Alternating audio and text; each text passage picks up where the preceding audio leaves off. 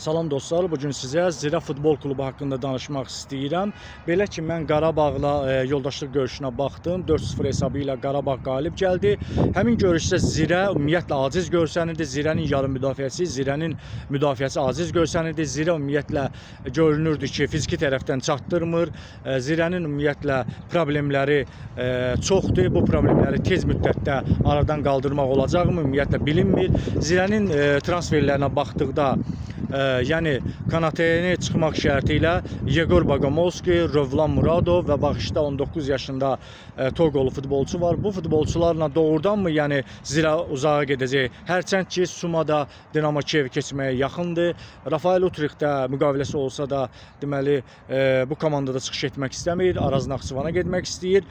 Bununla belə bildirmək istəyirəm ki, yəni Zirədə problemlər davam edir. Zirə bu heyətlə Hayduka ümumiyyətlə müqavimət göstərəcəkmi? Xeyr, inanın ki, Amoniya məğlubiyyəti bunun yanında yalan ola bilər. Çünki Rəşad Sadıqov da çox qayğılı görsənirdi məğlubiyyətdən sonra.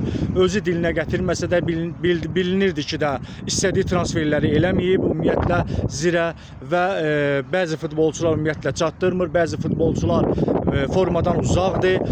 Müdafiəsində problemlər görünür Zirənin, hücumun mərkəzində problemlər görünür Zirənin və yarım müdafiədə problemləri var Zirənin. Bu problemlər həll olunmayıb. Uçiğində gedəndən sonra, Salfa Sumoda gedəndən sonra Hayduk qarşısında yəni böyük hesablı məğlubiyyət qaçılmazdır.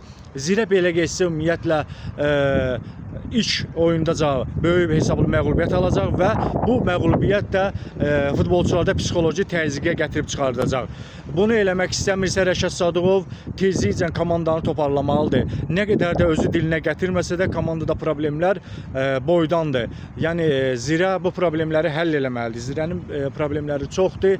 Əldən də bildirirdim ki, Zirənin müdafiəsində problemlər var, Zirənin orta xəttində problemlər var, oyun qurucusu çatışmır Zirədə, Zirənin hücumun mərkəzində problemlər var. İnanın ki, bu problemlər hələ də həll olunmadı və Qarabağla görüşdə də bu bariz nümunə idi. Zirə nə qədər toplar itirdi, Zirə hər yəni epizodda qapısında top gördü. Yenə də bildirmək istəyirəm ki, Zirədə bu problemlər həll olunmasa Hayduk qarşısında biabırçı məğlubiyyət olacaq. Rəşad Sadıqov oturub yaxşı düşünsün.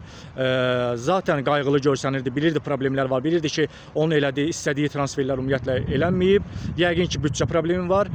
Yenə də bildirmək istəyirəm ki, Zirə əgər biabırçı hesabla məğlubiyyət qazanmaq istəmirsə, Rəşad Sadıqov mütləq surətdə oturub düşünməlidir. Hansı mövqelərdə problemlər varsa, yenə deyirəm, o problemləri həll eləməlidir. Zirədən hər halda uğur gözləməsəm də uğurlar arzulayıram Zirəyə və Rəşad Sadıqova.